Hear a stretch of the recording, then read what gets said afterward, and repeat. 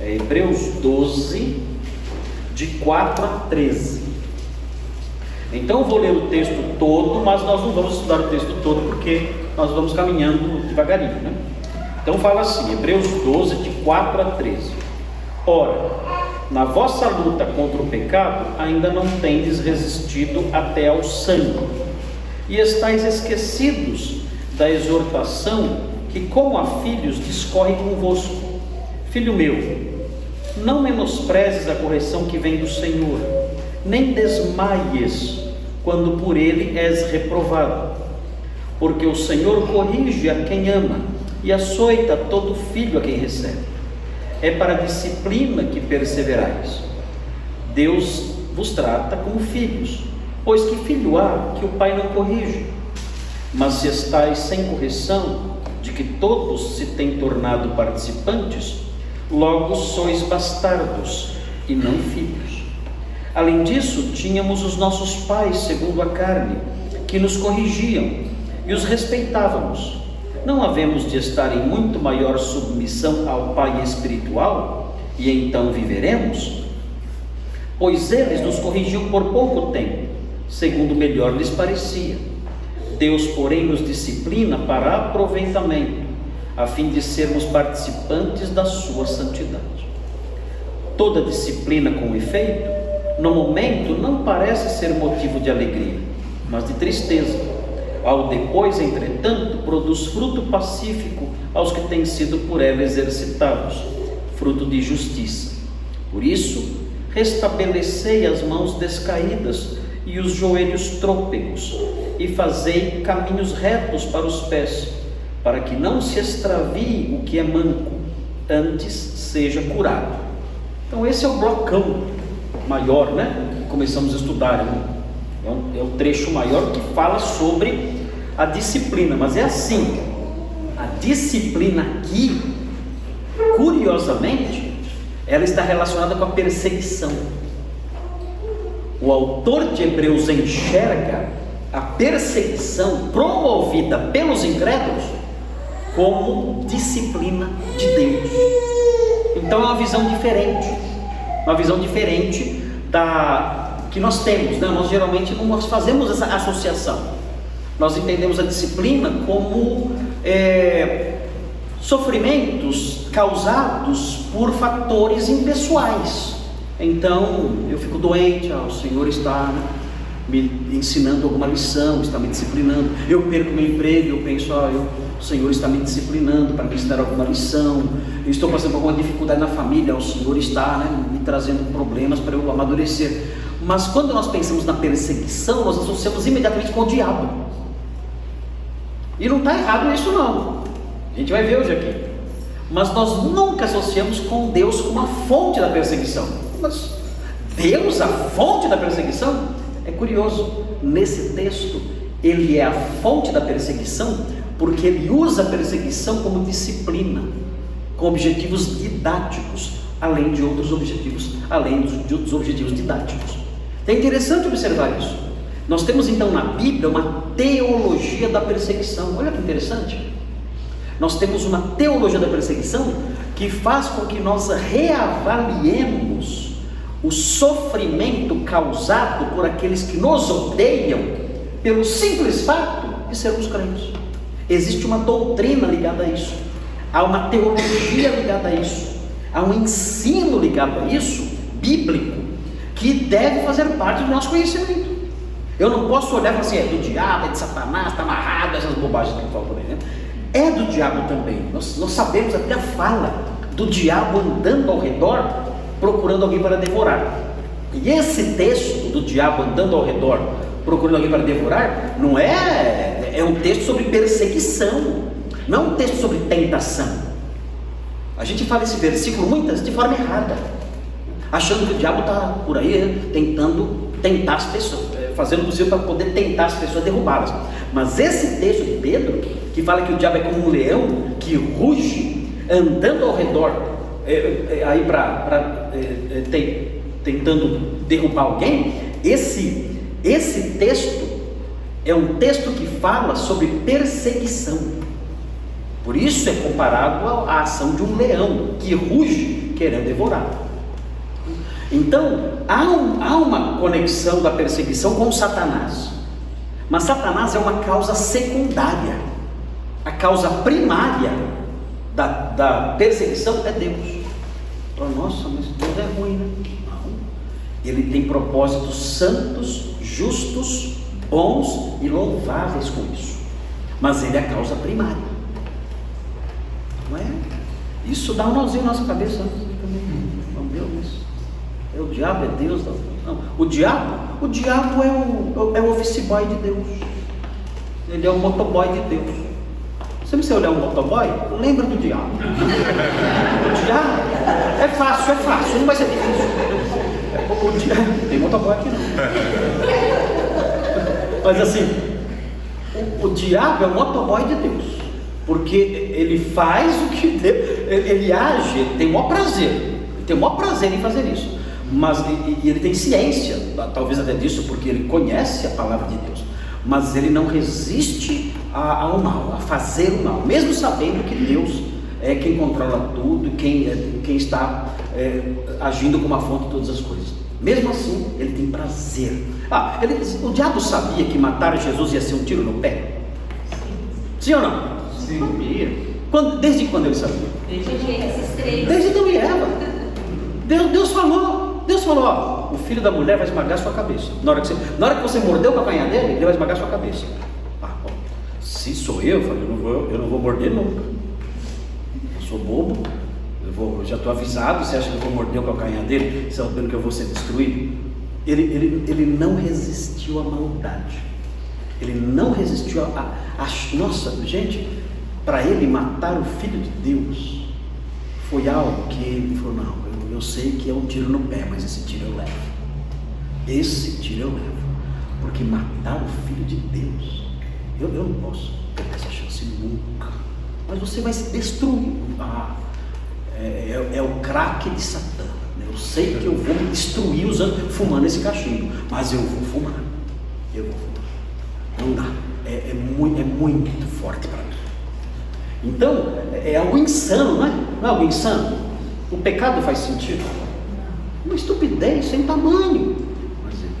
Aí a gente fala, nossa, como o diabo é burro, né?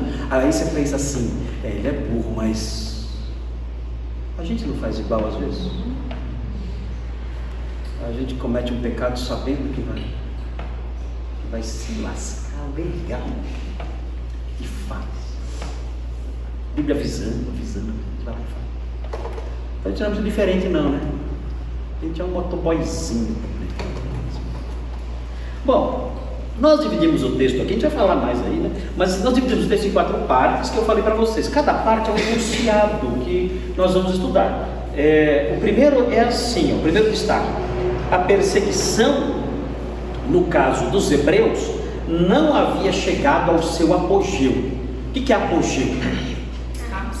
Seu ápice.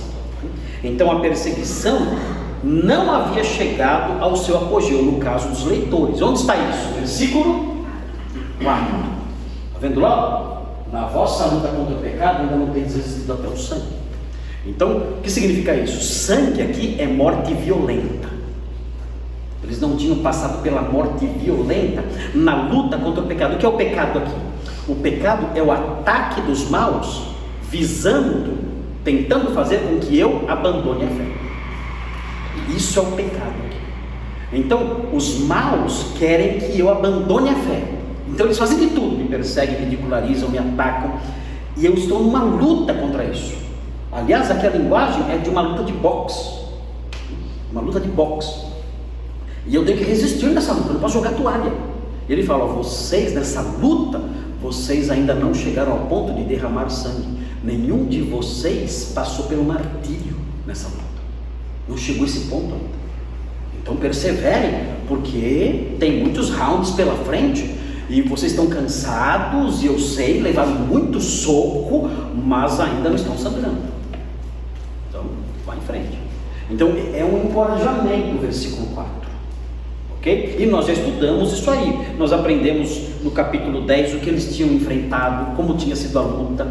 Eles tinham passado por opróbrio, por vergonha pública. pública, eles tinham passado pela expoliação dos bens, eles tinham passado por prisões, eles tinham passado por tudo isso aí. E está nos versículos 32 a 34 do capítulo 10, que nós já vimos já. Bom, hoje então, aí tem a segunda, hoje então nós veremos o segundo enunciado que eu tenho aqui. A perseguição é prova de nossa filiação. Ok? Olha só a verdade que salta dos versículos 5 a 8. Então 4 versículos, 5, 6, 7, 8, são a base para essa afirmação. A perseguição é prova da nossa filiação. Entenderam isso?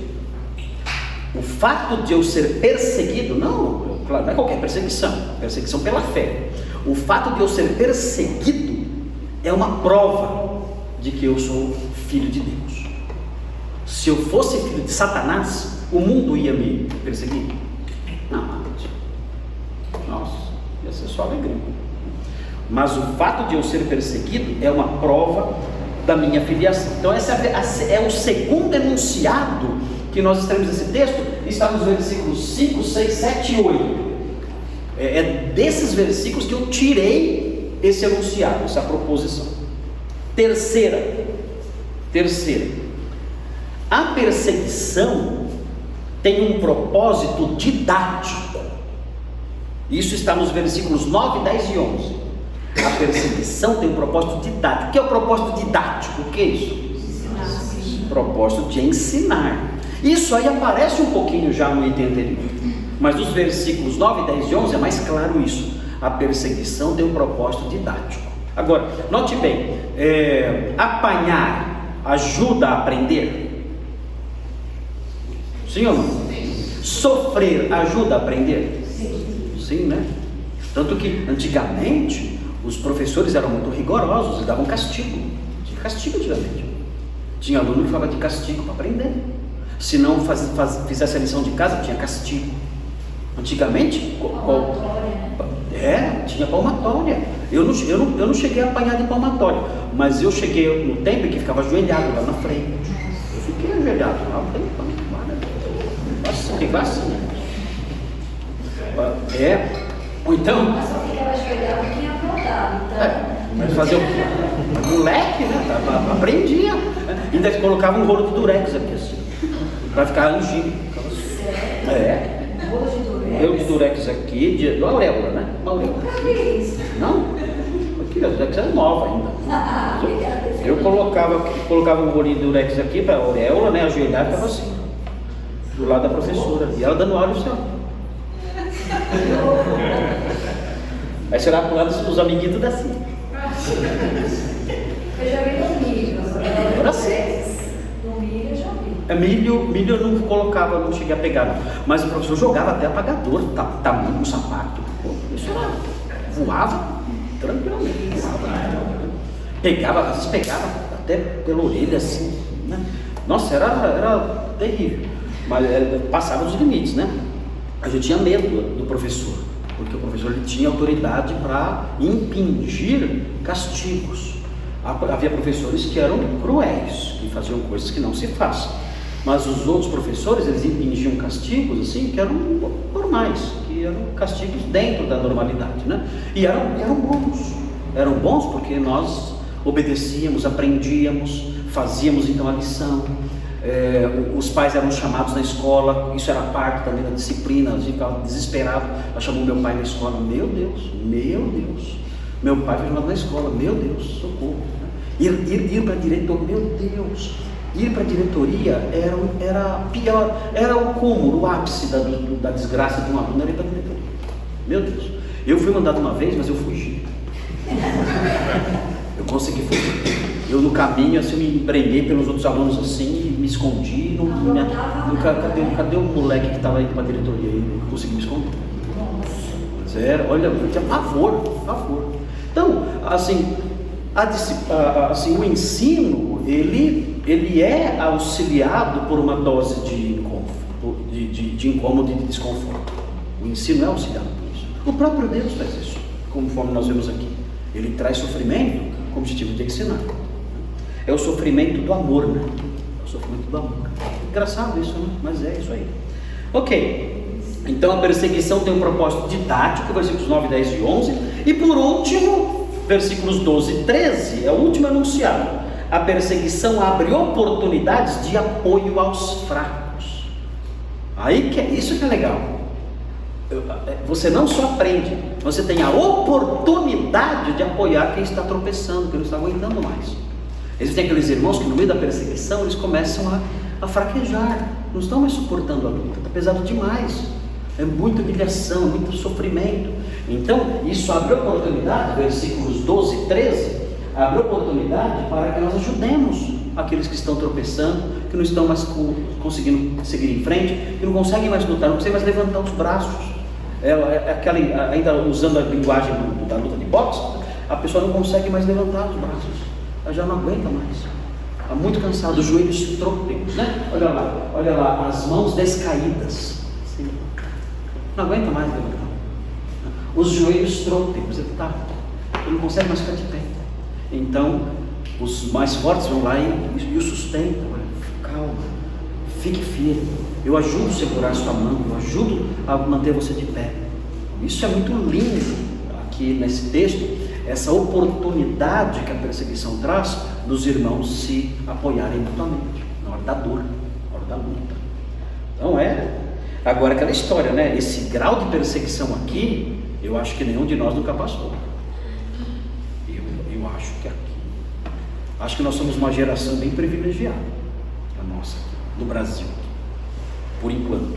Não sei por quanto tempo, espero em Deus que isso dure mais 300 anos. Mas assim, esse tipo de perseguição aqui, nós não temos nem ideia do que seja. Chegar nesse ponto de você perder bens e ameaças de morte, e a possibilidade de amar sangue, isso aí, nós não. Há irmãos nossos que estão passando por isso agora, hoje, mas nós aqui não. Nós ainda desfrutamos de grande liberdade. Tudo bem, então, esses 4 itens, esses são os 4 pontinhos aí que nós dividimos o texto. Então, agora nós vamos ver o ponto 2. Qual que é o ponto 2 mesmo? A perseguição é prova de nossa filiação. Vamos orar então para isso aqui, tranquilinho, né? Vendo direitinho o que o texto ensina. Tem várias coisinhas interessantes aqui para a gente aprender. Olha só, versículo 5. Começa aí o 5. Como começa o versículo 5? Como começa? E estais esquecidos. E aí ele vai citar um texto bíblico. Ou seja, o perigo da pessoa durante a perseguição não ficar firme pode ser incrementado pelo esquecimento. Esquecimento de quê? Aqui no texto. Esquecimento do quê? Esquecimento do que a palavra de Deus diz. Então, oi? Olha só. Estáis esquecidos do quê? Da exortação. Onde está essa exortação? Em Provérbios. Ou seja, está dizendo assim, olha, vocês estão esquecendo o ensino do Antigo Testamento, por exemplo. E esse esquecimento pode ser perigoso, porque esse esquecimento pode incrementar o perigo. Vocês podem ficar fracos se vocês se esquecerem. Então vocês não podem esquecer o ensino que emana da Escritura. Vocês não podem esquecer a exortação que há na Escritura, porque o que ele vai falar é um texto bíblico do Antigo Testamento, é Provérbios 3 que ele vai citar. Vocês estão esquecendo de Provérbios 3. Ele está dizendo aqui, vocês estão esquecendo de Provérbios 3. E quando vocês esquecem, isso é perigoso. Vocês estão aí oscilando, meio, né? Alguns já até abandonaram. Um dos problemas é o esquecimento. O que vocês acham desse diagnóstico, desse parecer do autor de Hebreus? Pode acontecer isso? Da gente esquecer o ensino bíblico? Qual é o resultado? Pode, né? O que diz o texto? Escondi a tua palavra no meu coração. O que significa isso? Eu decorei, eu guardei ali, escondi a tua palavra no meu coração. guardei ali no meu coração. Ela está aqui dentro, ela compõe o universo do meu conhecimento. O homem bem-aventurado, ele medita na sua lei de dia e de noite. Ou seja, dentro dele, na mente dele, há um conhecimento bíblico muito alto. E o Salmo 1 fala de um homem que, quando fala medita na sua lei de Deus, não é que ele fica que nem um monge, não é isso. Quando fala meditar na lei do Senhor, significa que ele se debruça sobre ela e estuda com profundidade.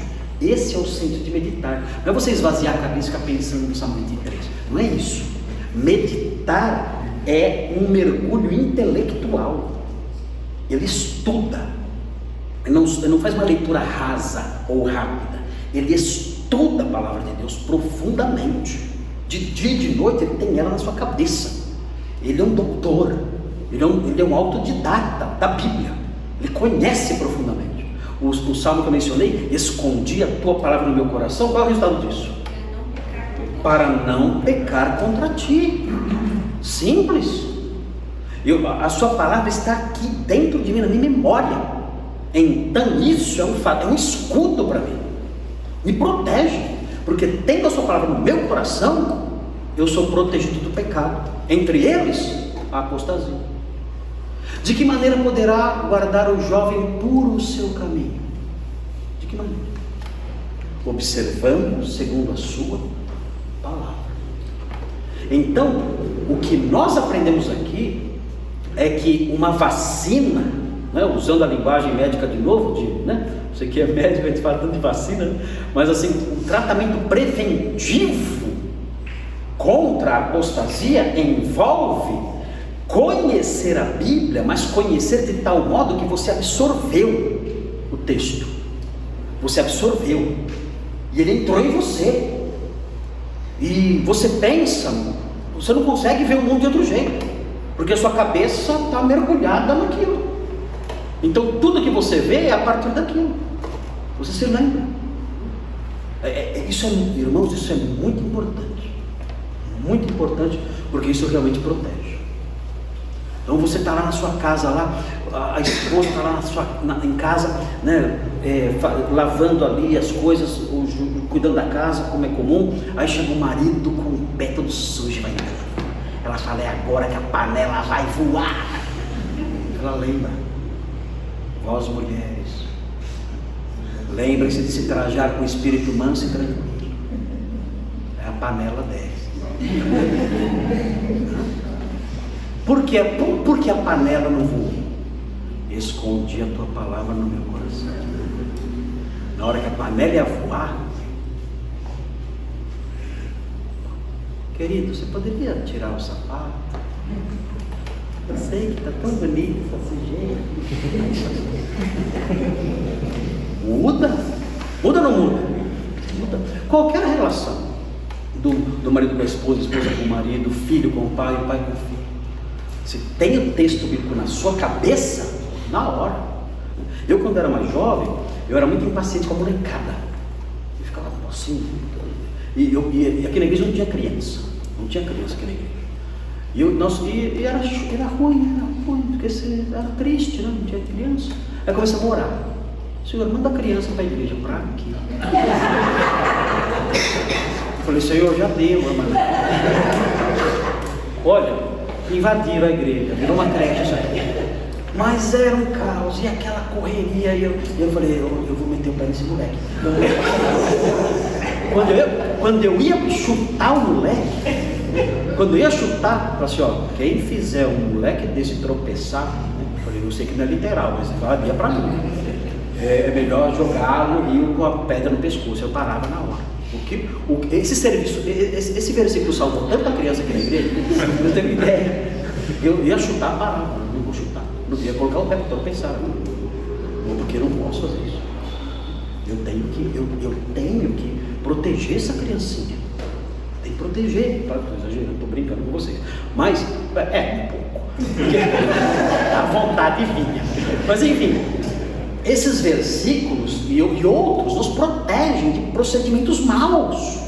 E aqui ele está dizendo isso. O problema de vocês Nessas oscilações que parecem que estão acontecendo aí, é que vocês se esqueceram. E aí complica. E se esqueceu é porque não estava profundamente arraigado no coração. Nós esquecemos de coisas que nós realmente não incorporamos. O conhecimento tem que ser incorporado. Não é só fazer, não é só decorar para a hora da prova, né? Como alguns fazem aí, os alunos fazem, né? Só decora na hora da prova e depois esquece tudo. Não, é incorporar a coisa. E aqui não tinha acontecido isso, segundo ele. Vocês se esqueceram de uma lição importante, ele fala. E aí vem aí a lição. Veja, estáis esquecidos da exortação. O que é exortação aqui? Vocês já conhecem essa palavra? Porque eu já expliquei várias vezes aqui. A palavra paráclesis, de onde vem paracaléu, de onde vem parácleto. O que é isso? O que é o parácleto? É o consolador. Aqui a palavra exortação é paráclesis. Aqui, a exortação aqui é encorajamento. Porque paráclesis pode significar várias coisas. Pode significar uma bronca. Eu posso chamar alguém do lado para dar uma bronca na pessoa. Isso é paracaléu, é o verbo paracaléu. É chamar do lado para admoestar a pessoa. Exortação, exortação, admoestação, tudo isso está presente no sentido aqui. Aconselhamento. Aqui no caso aqui é encorajamento.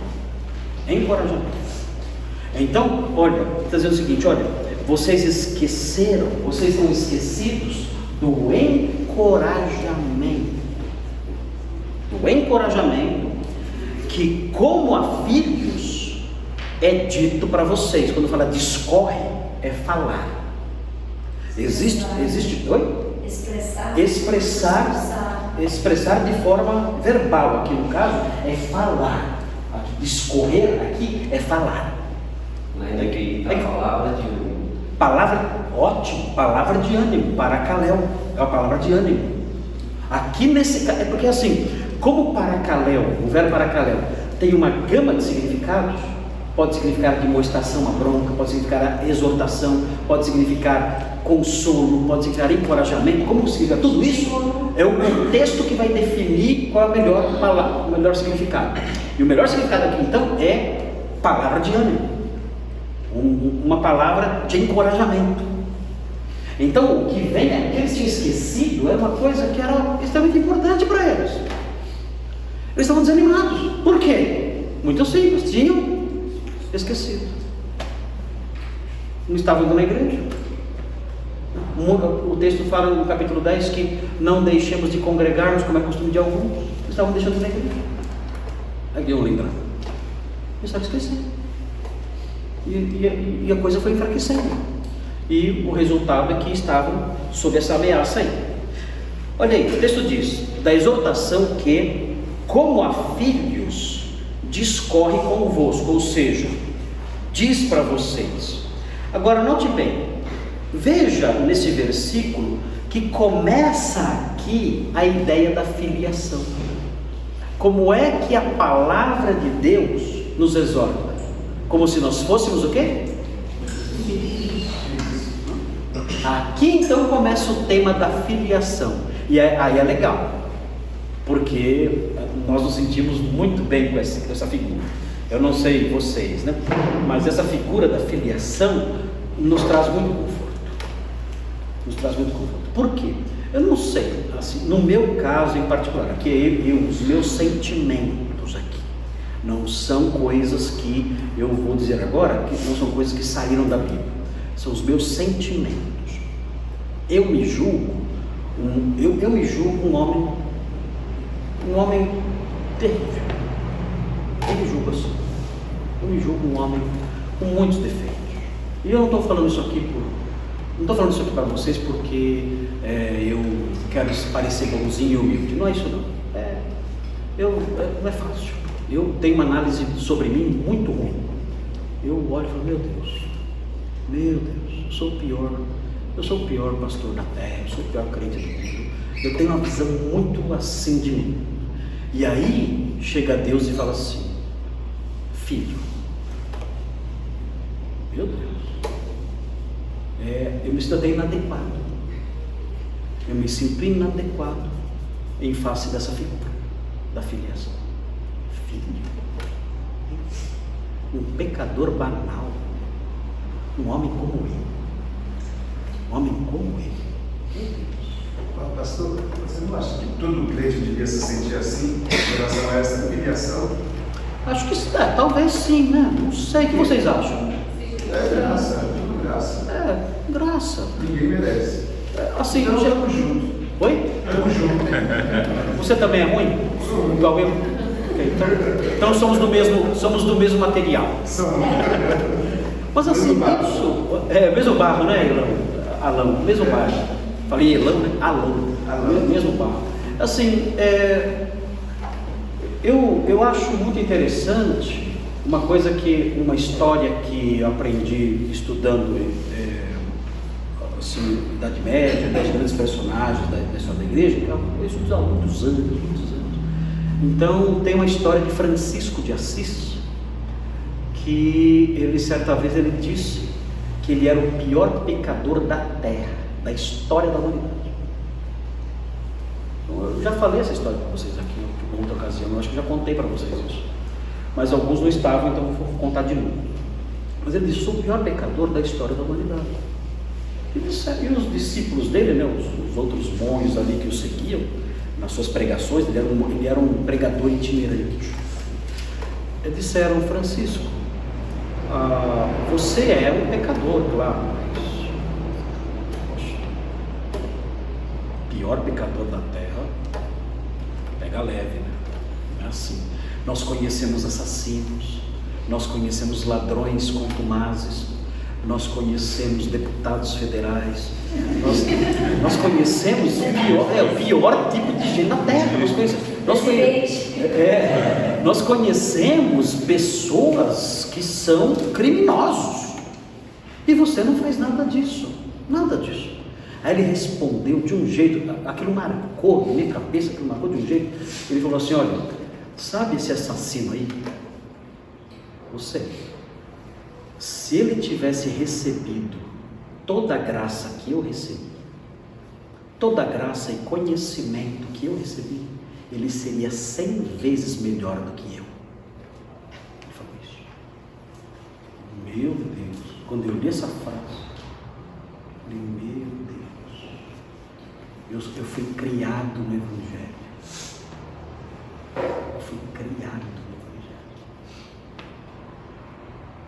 Como seria o pior assassino da terra se estivesse no meu lugar? Que tipo de homem ele seria? Eu fui criado no Evangelho, meus avós, zelosos, meus pais. Eu estudo teologia por assim dizer, desde criança.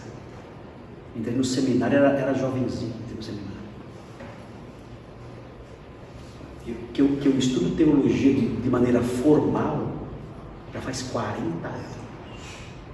40 anos. Graça de Deus. Meu Deus, como eu sou mal. E aí vem a palavra de Deus e fala assim: Deus trata você como filho.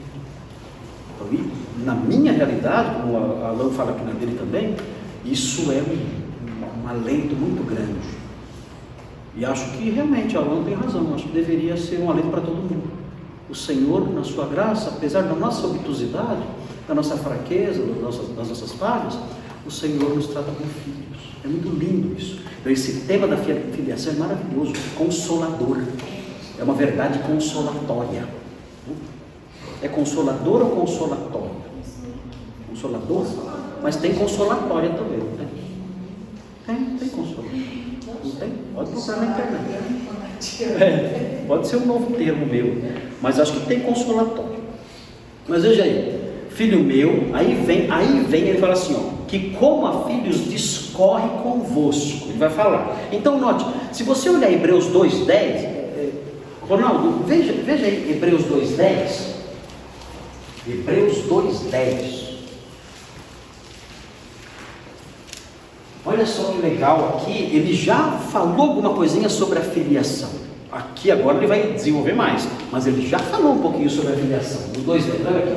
Porque convinha que aquele por cuja causa e por quem todas as coisas existem, quem é? Deus, né? Conduzindo muitos filhos à glória, aperfeiçoar-se por meio de sofrimentos o autor da salvação deles, que é Cristo. Ele aperfeiçoou Cristo por meio de sofrimentos. Lembra que ele estudou isso aqui? Lembra? Não lembram nada, porque eu esqueci de falar. Porque o que significa aperfeiçoar? Como que ele aperfeiçoou Jesus? Jesus tinha muitos pecados, muitos defeitos. Não, claro que não. Então, o que significa isso? Ele aperfeiçoou o autor da salvação deles. Tirou da carne. Esqueceram o ensino. Olha aí, o problema da memória. Esqueceram, né? Estais esquecidos. Fez ele deixar de ser homem, é isso? Sair da carne. Capítulo 10, faz tempo, né? Capítulo 2, faz quanto tempo a gente estudou isso aqui? Meu Deus, uns 5 anos atrás. Faz uns 5 anos. Né? Vocês nem estavam aqui. Eu não estava aqui, não. Aqui é aperfeiçoamento não é aperfeiçoamento moral, é aperfeiçoamento funcional. Ele foi completando as suas funções messiânicas. Pelo sofrimento, ele completou as funções messiânicas. Isso é aperfeiçoamento. Aperfeiçoar na Bíblia significa completar. O homem aperfeiçoado é o homem completo. Então ele se aperfeiçoou em que sentido? Ele se aperfeiçoou no cumprimento das funções de Messias. E essas funções chegaram no seu ápice, no seu apogeu, pelo sofrimento. Ele morreu pelos pecados. É isso que significa o aperfeiçoamento. É o aperfeiçoamento nas funções messiânicas, não na moral. Na moral não, ele é perfeito. Então eu acertei o que eu falei. Ele deixou de ser homem também. Isso foi o começo da trajetória. A completude foi na morte. Então. Mas começou, você acertou um pouquinho. Então daria 2 para você. Mas acertou um pouquinho. Olha, a consolatória existe. Claro que existe consolatória. Então eu falei que existe, está vendo? Não tão ruim assim. Então veja, Jesus ele começou as funções messiânicas quando ele se encarnou. Foi o que a Shirley falou. E ele foi caminhando, ele foi batizado. Completou? Ainda não. O que mais que ele fez? Ele foi circuncidado. Completou? Não, ainda não. Ele foi caminhando. Ele realizou curas, milagres. Completou? Ainda não. Quando completou afinal? Quando ele morreu. Aí completou. Aí ele foi aperfeiçoado por meio do sofrimento. Esse é o sentido aqui. Tá bom? Mas o que eu quero apontar aqui, na verdade, é isso aqui. Deus conduziu muitos filhos à glória. Então o tema da filiação é inserido aqui nesse momento. E aí agora no capítulo 12, ele vai desenvolver mais esse tema. E dentro desse tema então, nós aprendemos algumas realidades importantes aqui. Primeiro, falamos, não podemos esquecer que ele nos trata como filhos. E o que vem agora é a citação de Provérbios 3. O que ele vai dizer agora é Provérbios 3, 11 e 12. Ok? Olha aí, quando ele fala assim, estáis esquecidos da exortação que como a filhos discorre convosco. 2 pontos. O que ele vai falar agora? Provérbios 3. Provérbios 3, 11 e 12. Ok? É isso que ele vai fazer. Vocês estão esquecendo do livro de Provérbios. O livro de Provérbios já é conhecido, não é? Vocês estavam esquecendo. Vocês leem Provérbios? Já leram Provérbios? Quem já leu Provérbios? Quem nunca leu Provérbios? Levanta a mão. Já não levantou, mas deve ter gente que nunca leu. Assim, é um livro muito atraente, o livro de Provérbios. E o autor de Hebreus entende que esse livro é palavra de Deus.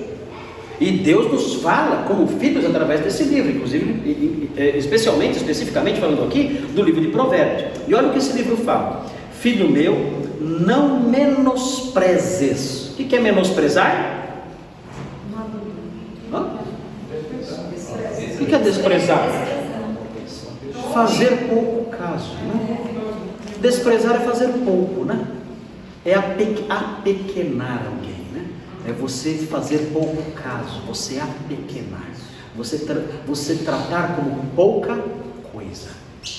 Então o texto está dizendo isso: olha, filho meu, não considere pouca coisa, não faça pouco da correção. Olha a palavra que vem aqui, correção.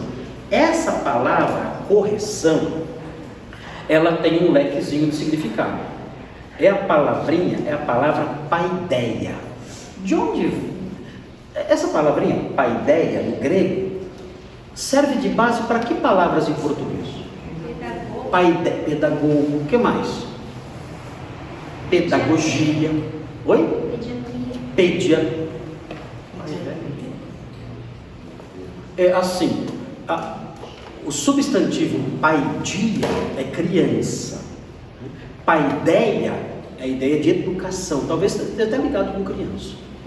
Mas notem bem, essa palavra paideia, ela tem o sentido de ensinar.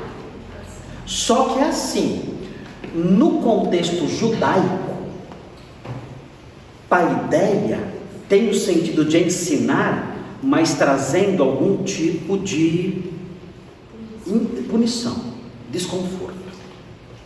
Por isso, aqui é chamado de correção. Quando foram traduzir, não traduziram como educação, não traduziram como educar, traduziram como correção. Porque paideia aqui tem a ideia de correção, e correção que traz uma certa dor. No contexto judaico é assim: quando fala paideia, indica ensino, mas o ensino que traz que é realizado por meio de algum grau de sofrimento. Por exemplo, há um exemplo: vós pais, não provoqueis os filhos a ira, não é isso que fala? Antes criai-os como? Na disciplina, ó, paideia, na disciplina e admoestação. Olha a paideia aí. O que é paideia? Disciplina é o ensino que envolve, às vezes, pegar pesado. Então, no contexto judaico, disciplina, correção, envolve muitas vezes uma pauladinha. Aqui, mais do que nunca, correção é o que aqui? Sofrimento. Está falando de perseguição. Então isso é interessante observar. Na Bíblia, é assim uma coisa até meio estranho falar, mas na Bíblia o ensino eficaz é desconfortante. Ensino eficaz é desconfortante. Envolve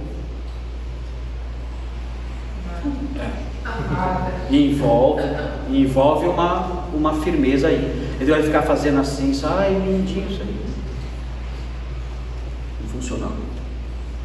Não, ele é imperativo, é isso aí. Tem que dar remédio. Tem que dar remédio. No caso de crianças, né, que a gente vê hoje em dia, a forma de educação infantil hoje em dia não tem nada a ver com a Bíblia. Nada que ver com a Bíblia, nada, zero. Porque tudo é atribuído a uma série de coisas aí que a gente ouve falar que nem sabia que existia no mundo, né? Hiperativo, TDAH, TJP, e é tudo no remédio, tarja preta, e é isso, é tudo assim. Na Bíblia não é isso aí não. Na Bíblia o ensino envolve firmeza. Ninguém vai torturar ninguém, mas existe um grau de firmeza necessário.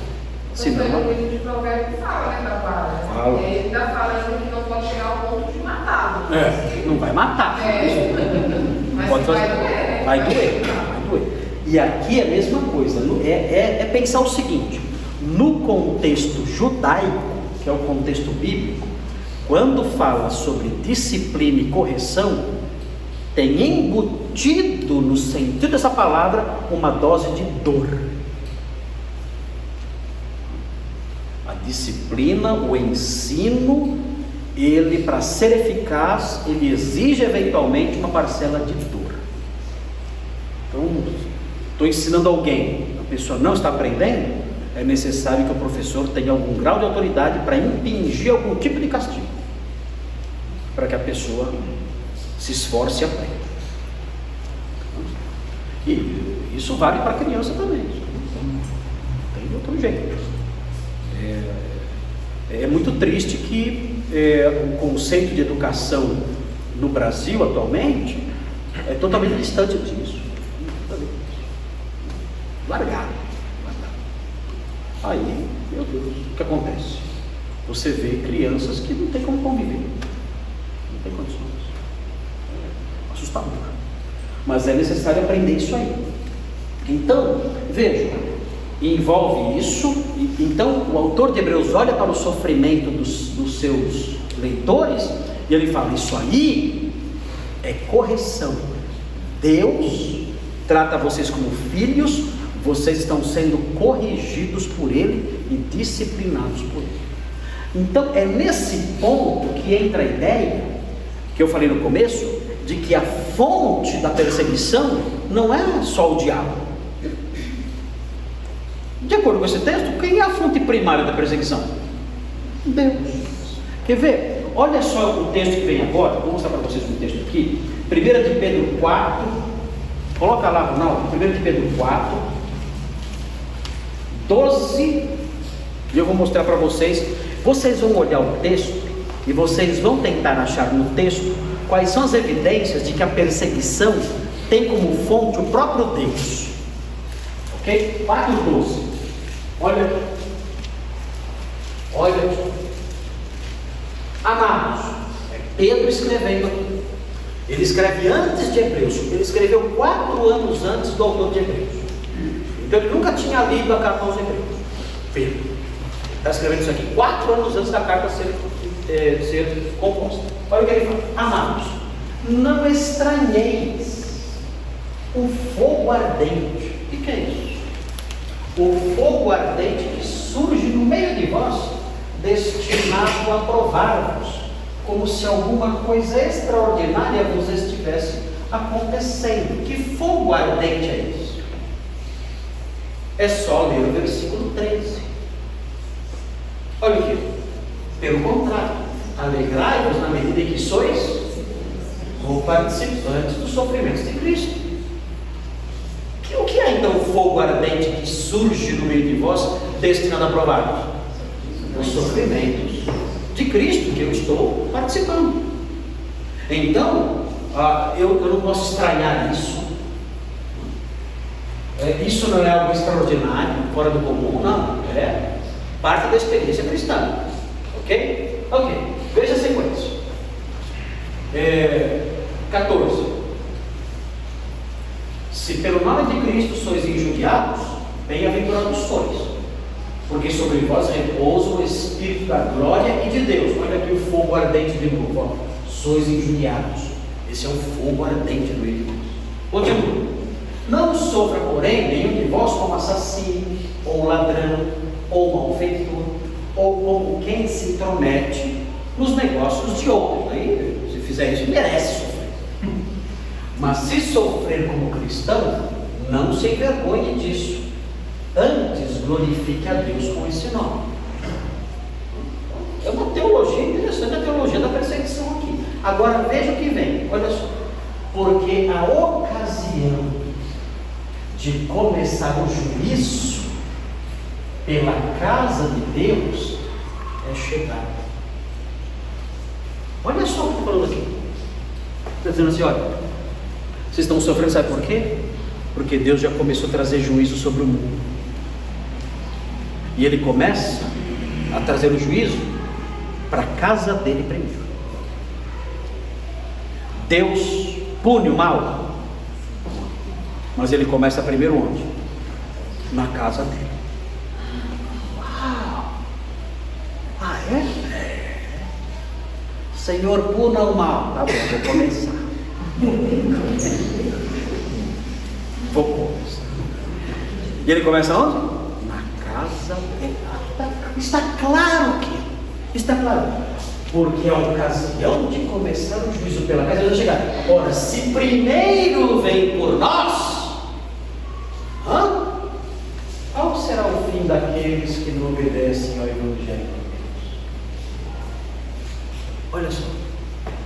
Aqui, mais uma vez, a fonte da perseguição, quem é? Deus. E por que ele é a fonte da perseguição? Porque ele é o Deus que pune o mal. E quando ele pune o mal, ele começa por onde? Na casa dele. É muito interessante ver essa teologia do sofrimento presente aqui. Deus vai julgar o mundo? Vai. Mas primeiro ele começa com a gente. Eu primeiro dou uma surra no pastor Marcos, depois eu resolvo as coisas lá fora. Mas agora eu resolvi aqui primeiro. Não é assim que os pais fazem?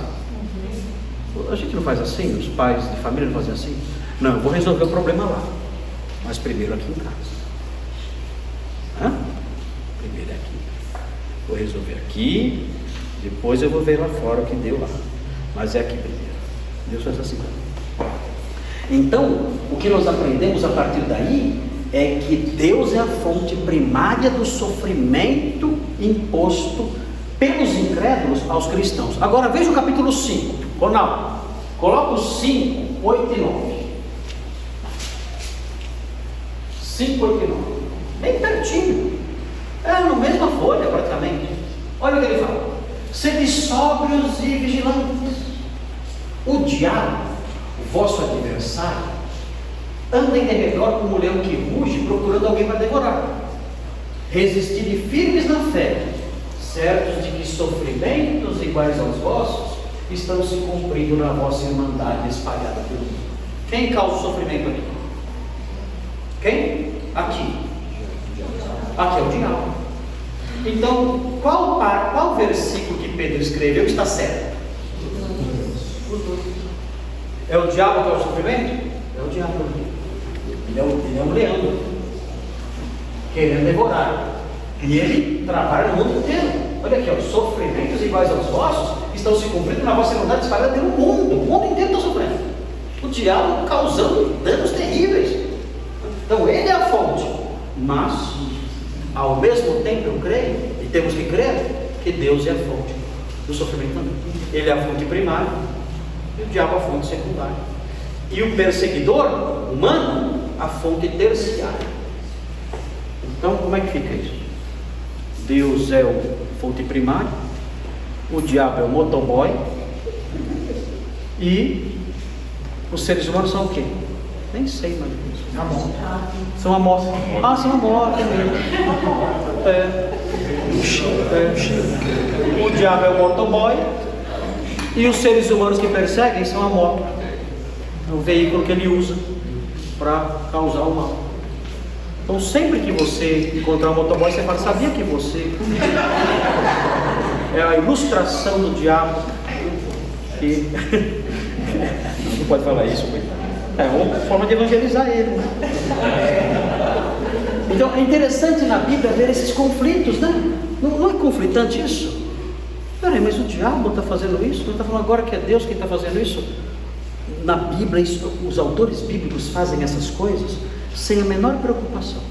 E aí falam: vocês se virem aí, as duas coisas são verdade. Aí o que nós fazemos? Nós conciliamos as duas. Nós entendemos, o diabo faz isso, mas ele faz isso porque Deus usa o diabo para disciplinar o seu povo. Ok, muito bem. E aí veja como termina: não menospreze a correção que vem do Senhor. Ok, essa expressão vem do Senhor. E por último, nem desmaies quando por ele és reprovado. Fala, Sofia. Quando fala esse sofrimento, é qualquer sofrimento ou é só perseguição por causa da fé? Aqui nesse texto é só por causa da fé. Aqui nesse texto, os textos que estamos estudando são perseguições por causa da fé, que tem por propósito fazer com que abandone a fé. E em Pedro também. Aqui em Pedro também, conforme você vê pelos versículos ao redor. Mesma coisa. Tem textos que falam sobre os sofrimentos comuns da vida. Tiago 1, por exemplo. Mas não é o caso aqui. Nos casos aqui é sofrimento por causa da fé. Ok? Agora note o finalzinho do versículo: nem desmaies quando por ele és reprovado. Aqui desmaiar é o que? É desistir. Já estudamos esse verbo antes. A pessoa desmaia como? Ela se joga no chão. Esse é o desmaiar. Aqui, na figura do atleta que corre, é o atleta que para na corrida e se joga no chão. Ou seja, ele fez o quê? Desistiu. Ele parou de correr e se jogou no chão. Ele fala: não faça isso. Quando você estiver sofrendo, porque Deus está disciplinando você, por mão dos incrédulos, não se jogue no chão desistindo da corrida. Não faça isso. E não desmaies quando por ele és reprovado. Reprovado aqui é repreendido. Você está sendo repreendido, você está sendo disciplinado. Não se jogue no chão e desista da corrida. Não faça isso. Bom, esse é o versículo 5 então. Aí o versículo 6, não dá para olhar hoje, né? Mas é muito bonito porque ele vai terminar, na semana que vem nós vamos ver o versículo 6. Ele vai terminar de um modo muito mais agradável. Olha como termina o versículo 6. Porque o Senhor corrige a quem? Ama. E açoita todo filho a quem? Então aqui vem o lado positivo, o lado que nos consola, né? Olha, isso, não desanime, não desmaie quando você leva a bronca e leva a disciplina, porque isso acontece por uma razão. Deus ama você. Deus ama você. É muito interessante. Ele corrige, aqui é a parte ruim, né? Ele corrige a parte dolorosa. A quem? Ele açoita, que coisa horrível, feia, triste. Ele açoita. Aqui tem um paralelismo. Aqui. Estão vendo o paralelismo? O que é paralelismo? Lembra? A repetição da mesma ideia com palavras diferentes. Ok? O Senhor corrige a quem ama. Isso aqui é cláusula A. Corrige, ama. Aí depois ele vai repetir a mesma coisa com outras palavras. Olha aqui, ó. Açoita, corrigir é o quê? Açoitar. Amar é o quê? Olha que bonitinho. É um paralelismo direto. É um paralelismo sinônimo direto. Paralelismo sinônimo direto.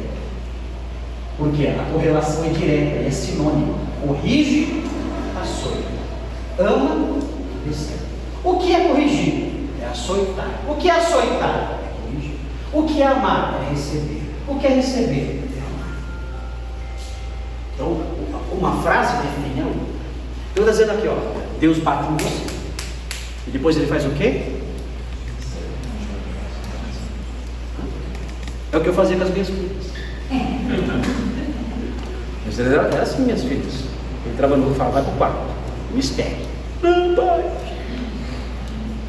Não se negocia com o papai. Ela disciplinava a varinha. Depois que eu disciplinava, chorava que parecia que parecia que tinha caído um foguete, um míssil. Apanhou. Aí eu fazia o quê? Pegava no colo, dava água. Quer mais? Quer mais água? Quer. O que mais você quer? Eu quero ficar aqui, meu filho. Dorme aqui. Aí dava carinho, abraçava. Então, quando eu li esse versículo, eu lembrei da minha história com as minhas filhas. Eu fazia assim. Disciplinava porque amava. Mas abraçava depois e recebia. É o que Deus faz conosco. A gente vai ver isso aí na próxima semana com mais cuidado, 6, 7 ou 8, se Deus permitir, vamos ver isso aí. Tá bom? E com isso então vamos frisando essa segunda verdade, que a perseguição é prova da nossa filiação. Ficou claro isso aqui? Versículo 5? Ficou? Quem é a fonte da perseguição dos maus contra os crentes? Deus. Quem é a fonte secundária? Quem é a fonte terciária? Os homens. Mas na ponta lá quem está? Deus. Por que ele está fazendo isso? Porque ele nos ama. Ele nos ama, quer nos ensinar. Há vários objetivos aí que vemos. E ele começa o juízo contra o pecado onde? Na casa dele. Coisas muito interessantes a aprender. Muito bem, vamos fazer oração? O que nós vamos pedir a Deus então? Diante disso tudo, Senhor, desce a vara. Amém? Não? Misericórdia, dá-nos forças. Né? Nós poderíamos orar assim: Senhor, nós somos filhos que têm sido pouco disciplinados. Vocês não acham? A perseguição nossa existe, mas ela é fraca em comparação com eles não. Então, Senhor, obrigado porque o Senhor sabe que somos fracos, né? E nos trata de acordo com as nossas fraquezas, né? Não nos disciplina com tanto rigor, porque o Senhor nos conhece. Mas nós queremos pedir que o Senhor nos ajude para que, quando a disciplina rígida vier, nós entendamos essas coisas e sejamos fortes para suportar, para entender tudo isso e suportar. Acho que essa seria uma boa oração. Vocês acham? Sim, né? Aqui, ó. Já pensou? Já pensou? A gente não pecar, né? Que não tem um açude. Mas aqui o pecar aqui é abandonar a fé. Essa é o peso da coisa. Mas imagine uma perseguição que chega ao ponto de tirar nossos bens. Isso aí é pesado. Nós precisamos dos nossos bens para viver. Aí chega alguém, uma autoridade, tira tudo, sua casa, seu carro, sua conta corrente, tudo. Tem mais filhos. Seus filhos. Tira seus filhos. Tira seus filhos. Na União Soviética tiravam os filhos das mães. As mães não viam mais seus filhos. Elas eram presas e as crianças eram dadas ao Estado. E o Estado ia educar. Stalin fazia isso. Apenas historinha dessa por aqui, né? Tudo isso que você falou. Sim. Sem tirar uma a ideia do totalitarismo de esquerda é que as crianças pertencem não aos pais. As crianças pertencem ao Estado. Seus bens. Tudo. Tudo. Mas é triste isso. E há irmãos nossos padecendo por causa dessas coisas hoje. Vamos orar para que Deus nos dê forças então. Vamos orar. Senhor Deus, muito obrigado, porque esse texto nos mostra verdades que nós esquecemos tantas vezes, ou não sabíamos, agora sabemos. Nós agradecemos porque o Senhor tem sido tão bondoso para conosco e paciente. Nós não temos sofrido perseguição atroz, cruel. As perseguições que sofremos são ameaças, são zombarias, são desprezos, mas não chegam nem perto da perseguição dos seus servos do passado e de muitos irmãos hoje em dia que enfrentam regimes pesados. Agradecemos porque temos essa oportunidade de servir em paz. Nós queremos pedir, ó Deus, que se nos seus planos o Senhor tem guardado para nós dias mais difíceis, dias de prova, dias em que os maus terão um poder maior para nos ferir, nos atacar, nos destruir, nós pedimos, ó Pai, que o Senhor nos ajude, para que tenhamos a sua palavra guardada no coração, para que não nos esqueçamos dela e assim tenhamos forças, e que em meio a tudo isso, passemos por essas coisas, fortalecidos pelo Senhor. Ajuda-nos nisso, preserva-nos, guarda-nos e faça com que, quando enfrentamos os problemas decorrentes da nossa fé, mesmo sendo pequenos, nós sabemos que só poderemos suportá-los se o Senhor nos socorrer. Por isso, ó Deus, aos irmãos que estão aqui, que padecem por serem crentes, concede a eles, ó Deus, vigor, concede a eles paciência, concede a eles perseverança. Nós pedimos essas bênçãos, agradecemos por essas lições que aprendemos hoje e o fazemos em nome de Jesus. Amém.